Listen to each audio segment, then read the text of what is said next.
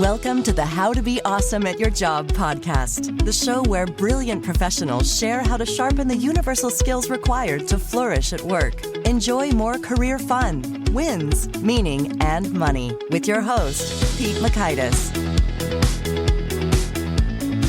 Hello, and thanks for joining us here for episode 802 with Brandi Nicole Johnson. Brandi's got some great perspective on how to level up your career and find a job you love.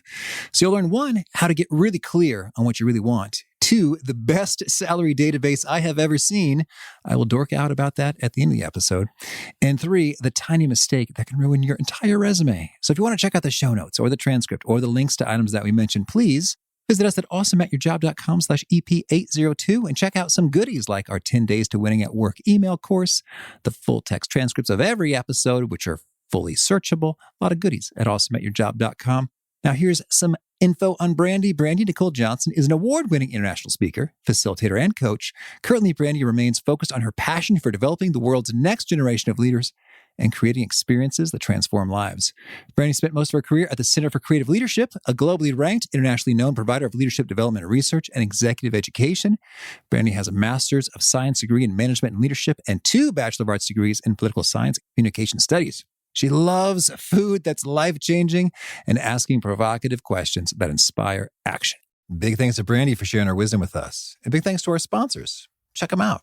And big thanks to our sponsor, Acorns. Acorns makes it easy to start automatically saving and investing for your future. You don't need a lot of money or expertise to invest with Acorns. In fact, you can get started with just your spare change. Acorns recommends an expert-built portfolio that fits you and your money goals, then automatically invests your money for you. NerdWallet.com, whom I love on these sorts of matters, gives Acorns a whopping 4.7 stars and says, quote, "If you want to make the most of your spare change, there's no better place to do that than Acorns. Head to acorns.com/awesome or download the Acorns app to start saving and investing for your future today." And we got a legal disclaimer here. It may not be representative of all clients. Tier 1 compensation provided. Compensation provides an incentive to positively promote Acorns. View important disclosures at acorns.com/awesome. Investing involves risk, including the loss of principal. Please consider your objectives, risk tolerance, and Acorns' fees before investing. Acorns Advisors LLC, Acorns, is an SEC-registered investment advisor. Brokerage services are provided to clients of Acorns by Acorns Securities LLC, member FINRA/SIPC. For more information, visit acorns.com. One sponsor to check out is Storyworth. Whenever I'm thinking about meaningful Father's Day gifts, Storyworth leaps to mind. Storyworth helps you preserve precious memories and stories from your father for years to come. Each week, Storyworth emails your loved ones a thought-provoking question that you get to help pick, such as, what's the bravest thing you've ever done? I personally love the prompt so much that I have refreshed Storyworth's questions page many times looking for more. Storyworth makes the writing process super quick and easy. All your loved one needs to do is respond to that email with a story, and then you get a quick copy of that. And after a year of this fun, Storyworth compiles your loved one's stories and photos into a beautiful keepsake hardcover book that you'll be able to share and revisit for generations to come. Families love Storyworth so much, they've got 25,000 5-star reviews on Trustpilot and have millions of stories preserved. So give all the fathers in your life a unique, heartfelt gift they'll all cherish for years. Storyworth. Right now, you can save $10 on your first purchase when you go to storyworth.com/awesome. That's storyworth.com/awesome to save $10 on your first purchase. One sponsor to check out is Harvard Business Review. This brilliant magazine, published at hbr.org, is the leading destination for smart management thinking. Fun fact, HBR has been mentioned in 108 episodes of the show. That's because HBR has great stuff that comes up often. They've got explainer videos, podcasts, real-world case studies, and much more. I think of HBR each night that I put on my special orange glasses. Their article, "Will Blue Light Glasses Improve Your Sleep?" revealed that those who wore them reported better sleep and a 7% improvement in work performance as compared to those who wore the sham glasses. So I cite HBR anytime anyone tells me that I look silly wearing them. Now, much of HBR's content is available for free when you sign up at their site. Subscriptions that get you unlimited content cost $10 a month. If you visit hbr.org/subscriptions and enter the promo code AWESOME, you can save 10% off of that subscription. Again, to save 10% off of your HBR subscription, go to www.hbr.org/subscriptions and enter the promo code AWESOME. Now, here's Brandi. Brandi, welcome to How to Be Awesome at Your Job. Thank you so much, Pete. I'm so excited to be here today. Thank you for having me. Oh, me too. Me too. Well, I'm excited to dig into your pro tips on how one levels up one's career. But first, I want to hear a bit about you and the Girl Scouts. You're a lifetime member. You've been awarded the Girl Scout Gold Award What's the story here and why do you love them so much? I've been a Girl Scout since 1995. So I actually got involved because I was transitioning school systems and I wanted to stay connected to my previous friend group. And so a childhood friend, his mom actually reached out to my mom. And my mom was like, well, this is a way for you to stay involved. So I started as a junior. So those were the green uniforms back in the day. I'm not really sure what color they are now. And then stayed in until I graduated from high school. I got my Girl Scout Gold Award. My last year of high school, I created a project that was really focused on helping high school seniors really think through their options and whether or not college was the right thing for them to pursue. And if so, like, how did they pick the right college? That was something that I really struggled with when I was a senior. So I really wanted to create a playbook that made those things easier. And then since graduating, I have continued to be involved in the movement at all levels of the organization. So global, national, and local. I love it. Mm-hmm. And so I'm curious, is there a particular vibe or ethos that captures you emotionally there? I would say making the world a better place. Mm-hmm. So that's embedded in the Girl Scout Promise and Law. And when I think about how I framed my career, when I think about pivotal decisions I've made in my life, I always think about what's going to have the greatest impact. Cool. All right. Well, you are also making an impact in your Level Up Your Career program. Tell us, what's this program and what's the big idea here? I started the Level Up Your Career program because I wanted to scale my impact. So rather than meeting with coaching clients one-on-one, Level Up Your Career is a group live training opportunity where you can quickly learn everything that you need to learn in order to be set up for success in your job search. So typically, we would take 4 weeks over the period of a month to walk through my signature career coaching framework. And that's rooted in first creating a strong job search strategy, then crafting resumes and brands that get results, then taking an opportunity to think through how do you maximize your interview performance, and then finally getting prepared to actually level up your offer once you get an offer that you're really excited about. So in a couple of weeks at the end of September, we're actually going to offer the program again in a masterclass format. So over a period of 2 evenings that start at 8 p.m. Eastern, we're going to take an opportunity to walk through that same work through that same framework in an accelerated fashion. So I'm really excited about it. Okay. Well, now I've got to know, can you share with us some of the juiciest gems in each of these 4 phases in terms of, I see in my mind's eye that silly ad about one weird trick to eliminate belly fat. Brandi, can you give us at least one weird trick or doesn't have to be that weird inside each of these that is super handy to leveling them up? Yeah, absolutely. So I'd say in that first phase, especially when you want to really focus on creating a strong job search strategy, I see so many people today on LinkedIn talking about how much time they're spending on job applications.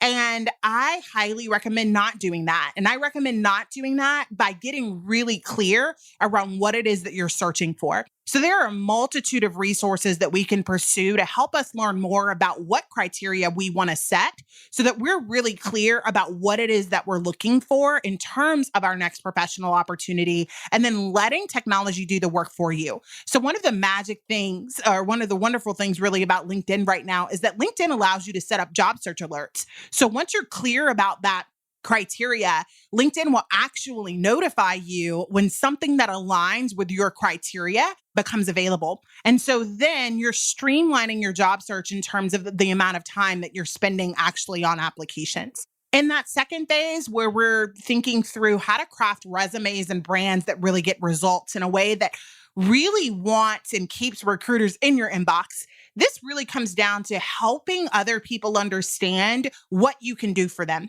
And the best way that one can illustrate that is by taking an opportunity to quantify every single contribution and accomplishment that you have achieved in your past. So if there was an increase, actually talking about the percentage. If there was a revenue goal that you met, actually talking about that dollar amount. If there was a portfolio that you managed, actually talking about the depth of that portfolio and the size. When we get to maximizing your interview performance. And this is where I see a lot of candidates go wrong, because the reality is if you've taken the time to apply, you have submitted your application, you've then been invited for an interview. Interview experiences can make or break your candidacy. And so it's really important to make sure you're investing the amount of proper time to set yourself up for success. So that often means that you have to practice beforehand, and that you're also really clear from your previous conversations with the recruiter, from your research about what that company is looking for and what problems that role will actually have an opportunity to solve. And when you get to that final phase, which is my favorite because it's all about the money, this is when we don't want to leave any money on the table. And so in order to be best prepared for any salary negotiation conversation, it's going to require that you do your research up front. I don't recommend going to check out Glassdoor. I actually recommend taking it a step further and going to look at trusted resources of information. So one of the best ways to do that is through salary databases that are open source. Okay, so Glassdoor, not the trusted source. What are the open source salary databases that are trusted? Yep. So if you look at H-1B data, for example, that'll give you a really good pulse as to what the base salary is. Now, the reality is compensation varies based on industry. So if you're in tech, you're likely looking at a compensation package that may also include a bonus or equity of some kind. Another trusted salary resource, I love 81 Cents. They just got acquired not too long ago, but their mission is still very much the same. And that is they can help you understand your market value and what kinds of compensation expectations you should have going into that job search, and especially as you're preparing to get an offer. So that's another wonderful resource. Mm-hmm. Okay, cool. We'll zoom in a little bit on the first piece with job search strategy. Are there any particular approaches you recommend we go about doing for our own soul searching or identifying, all right, these are the things that make all the difference when it comes to finding a fit you love versus hate? Yeah, for sure. One, I think in today's time, being really honest about the reality of what's not working for you in your current role, if you are working, or if you're not working, what you're more excited about. Mm-hmm. I think over the last 2 and 3 years, especially as we've journeyed throughout the pandemic and all the other things that have been happening around the world, the reality is work is different. And because work is different, we have an opportunity to really think strategically about what it is that we want so that we're making sure we're pursuing opportunities that align with our strengths and with our preferences. So the first thing is honor yourself. The second thing that I'd say that's really important is take some time to do some introspection. So whether you hire a career coach, whether you talk with a trusted friend, whether you take some time, spend half a day reflecting on questions like, what kinds of problems do I want to solve? For me, when I was in the same situation in job searching, it was when I had taken my first sabbatical. I remember thinking about how did I want to spend my energy? Because the reality is that in today's time in 2022, most of us are spending most of our awake hours at work if we're working. And so for me, I really wanted to spend my awake hours doing something that gave me great joy, but that also gave me an opportunity to learn and earn. And so I returned to coaching. I returned to learning and development, right? And so I invite and encourage everyone to think through that same lens of what are you excited about? What gives you great energy? What kinds of problems do you want to solve? Take that one step further and also think through what brands do you really admire? Who has a strategy that you're really excited about helping them build and helping them execute? Those are some of the guiding things and principles that I often encourage clients to really think through and to think about. Mm-hmm. Okay, lovely. Well, I'm also curious when it comes to this personal brand business, can you speak to that and give some examples of what does an okay personal brand sound like versus an excellent one? Yeah, I would say we have to remember what age and time we live in, which is that everything is searchable Okay. in today's time. And because it's searchable, that means we really need to be mindful, especially digitally, of what we are showing. It doesn't really matter whether or not your Instagram profile is public or whether or not you have an unlisted video on YouTube. The reality is the power of memes and screenshots is still very real. And so the first thing I always recommend when it comes to thinking about your brand is making sure you have done an audit. So for example, is what I'm posting Is what I'm sharing, is what I'm commenting on something that's helpful to me getting my next career opportunity, or is it not? Does it detract away from the opportunities that I want? And so if there are things that detract away from it, I encourage you to delete it and remove it. And then also really thinking about how you brand yourself, starting with your name. So I know for a previous private coaching client I had, we did a quick Google search on their name, and we realized that there was someone with the same name that had an open warrant out. And so I was like, you probably want to put your middle initial in your name from now on professionally, just to make sure it's abundantly clear that you are not this person should a hiring manager ever do a search. The other thing I really encourage is to take an opportunity to really invest in creating a really robust LinkedIn profile. So not only thinking thoughtfully about your picture and using every character of your headline, but making sure you've captured your experience in a really meaningful way throughout your profile, and that you have at least 50 connections so that you're able to still grow and build your network. I also highly recommend commenting on posts that you find intriguing and engaging with others across the LinkedIn network community.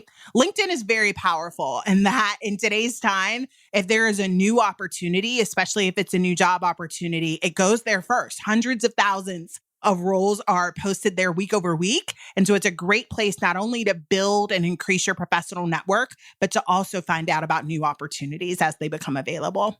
And you said something that made my ears perk up when you said things that you can do that are detracting from your online presence from a career professional perspective. Well, I imagine there's some things that are obvious and maybe juicy and funny. So tell us about those. But what are some things that are maybe some more subtle? Like, oh, it didn't occur to me that I should perhaps not do that. Yeah, I would think thoughtfully through that lens, because this is going to be very contextual, right? So through the lens of, I always say that if you wouldn't want to testify about it in a court of law, you probably should not post it. If you wouldn't want to be called to HR because you posted it, you probably shouldn't post it. Or an interview. Brandi, I noticed this on your Instagram. That's exactly right. Oh, well, you don't think that's kind of funny? Yeah. Oh, no? Uh-oh. Okay. Yeah. So if you don't want to be asked about it in an interview, which is always fair game if you've posted it, again, it's probably something that you would want to remove in that season. In today's time, some companies now even have social media policies. So they've been very specific about what you can and cannot post on social media, or they need to even have a disclaimer to say, hey, my posts are my own. So I just always encourage all of my clients to be really mindful of what they're posting, whether or not they're job searching or not. Like, your brand always matters. Okay, that's good. Well, now let's talk a bit about resumes. Yep. Any top do's or don'ts, mistakes you see all the time in terms of things that people should stop doing or start doing right away? Yes, absolutely. So I see typos in resumes all the time, and that's got to stop. So get somebody else to proofread your resume. A typo for me is an automatic no. I'm going to move your resume to the bottom of the pile. I think it's also really important to acknowledge again that resumes yield a short attention span. So the research says that recruiters and hiring managers typically spend about 6 seconds reviewing your resume before they move on to the next. So you have a very small, finite amount of time to get their attention. So again, make sure your resume is aligned with not only representing your experience in a quantifiable way, but really painting a picture of what you want them to know about you and giving them an opportunity to think through what it might be like to have a conversation with you in real time, because it's often the interview that comes next. Well, you're bringing back fond memories of resume typos. Back when I was reviewing hundreds of consulting resumes, there were several people who were looking for a challenging role in a world-class consulting firm. And I was like, oh, well, I don't think this is the place that you're looking for, actually. See what I mean? Yeah. Use Grammarly, use spell check, get a friend to proofread. Like, it really does make a difference. It really does. Okay. Well, Brandi, this is fun. Tell me anything else you really want to make sure to mention before we hear about some of your favorite things. I would just say if there's anything I can do to support any of you, just reach out and let me know. You can always reach me at BrandiNicoleJohnson.com. Okay, cool. Well, now could you share a favorite quote, something you find inspiring? Be who you needed when you were younger. All right. Thank you. Well, now could you share a favorite study or experiment or a piece of research? Right now, I'm reading a lot about toxic work cultures and the impact that they can have not only on our careers and our lives, but also our health. And so for me, I've become ever more vigilant and passionate about making sure everyone that I'm connected to is pursuing opportunities that they're really excited about and where they know they can truly grow and advance their careers. All right. And a favorite book? Becoming by Michelle Obama. All righty. And a favorite tool, something you use to be awesome at your job? I'm going to say, and it's a tool that makes me better, my prayer journal. That's good. Yeah. So I take an opportunity every morning to write down and capture at least 3 things I'm grateful for. And then 3 things that are top of mind for me that I likely am worried or concerned about. And then I let them go. Okay. All right. Well, my next question is a favorite habit. So that sounds like we've already heard one. I'm working on a new habit, which is I try to see my trainer every weekday. So not only does it give me an opportunity to invest more in my own wellness, but also in movement. And so that's going really well. It's a habit I'm trying to build. Okay. And is there a particular nugget you share that really seems to connect and resonate with folks that quote it back to you frequently? Consider it done. All right. And if folks want to learn more or get in touch, where would you point them? Yep, absolutely. You can go to BrandiNicoleJohnson.com. And do you have a final challenge or call to action for folks looking to be awesome at their jobs? Yeah, absolutely. So if you are finding yourself in a place where you're overwhelmed by your job search, where you are looking to transition and level up in your career, I invite you to join us for the next Level Up Your Career Masterclass a little bit later on this month. You can find out more at careergold.co. All right, Brandi, thank you. This has been a treat. I wish you much luck and fun as you level up. Thank you. It's been an honor. Thank you so much, Pete. Take care. Ooh, I love so much what Brandi had to say with regard to the resume. I think she really helped crystallize for me when it comes to resumes. We stress out, we freak out about them because it's true. One typo can ruin it for you. Like, okay, we're done. And so that's a lot of pressure that freaks you out. Like, uh-oh, I really better make sure this is perfect. And at the same time, thinking about Steve Dalton's perspective, he says you want to spend 3 hours on your resume so that it is accurately representing your greatest hits and it's error-free. So I think that's how I reconcile these two things. We freak out about the resume. We want it to be perfect. And so we spend too much time on it. But a superior course of action is to spend about 3 hours making sure it is in fact error-free, because that can knock you out of the running in a hurry. But then do not worry if it's not super perfect. And then, boy, that H-1B salary database is insane. I can't believe I haven't heard about this for 8 years. Brandi opened my eyes. It is so good. I spent way too much time playing around with it. It's at h1bdata.info, and it's linked in the show notes as well, awesomeatyourjob.com/EP802. And wow, oh, it's so good. And I know it's accurate because these are from straight up government docs. So like there's real penalties for fraud as opposed to what you think someone made or had heard someone made, as can be submitted in a number of these databases. But no, this is actually pulled from government documents. And I was playing with it in terms of there's a company I know that their compensation is standardized across North America. And so sure enough, I could see for a given role, in Dallas versus San Francisco versus New York versus Chicago, boom, boom, boom, the salary amount was the same and sounded right from what I recall in conversations with people, as well as it went up by a sensible amount because you can check by year as to the rates that it has indeed gone up. So it looks pretty good and accurate from my playing with it and from the notion of it's coming from official government documents, and you don't have to log in or create an account. It's just there to go have fun. Don't let this ruin a productive afternoon because it's risky. If you love data, boy, I dorked out on this. So Brandi, huge thanks for that and other goodness. The show notes, the transcript, the links to items we've referenced are at awesomeatyourjob.com/EP802. Hope to catch you next time, and peace. Thanks for listening. To get the most out of the show, we recommend 2 key things. First, check out the extra resources at awesomeatyourjob.com. You can find this episode's transcript and links, as well as the perfect episode for your situation.